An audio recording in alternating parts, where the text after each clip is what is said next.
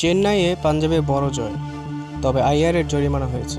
চেন্নাইয়ে চিপক স্টেডিয়ামে 191 রান তাড়া করে পাঞ্জাব কিংস দুর্দান্ত জয় পেয়েছে।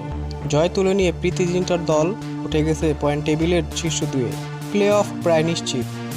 আর চেন্নাই সুপার কিংস বাদ পড়ে গেছে টুর্নামেন্ট থেকে।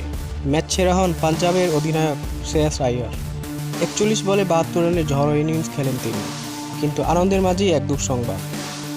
স্লো ওভার রেটের কারণে আইয়ারকে 12 লাখ রুপি জরিমানা করেছেন বিসিসিআই। এই ম্যাচে দুর্দান্ত পারফরমেন্সের জন্য ম্যাচ সেরা পুরস্কার হিসেবে আইয়ার পেয়েছেন 1 লাখ রুপি। এছাড়াও ম্যাচ ফি হিসেবে পেয়েছেন 7,50,000 রুপি। তবে স্লো ওভার রেটের কারণে 12 লাখ রুপি জরিমানা দেওয়ার কারণে তার ক্ষতি হয়েছে 3,50,000 রুপি।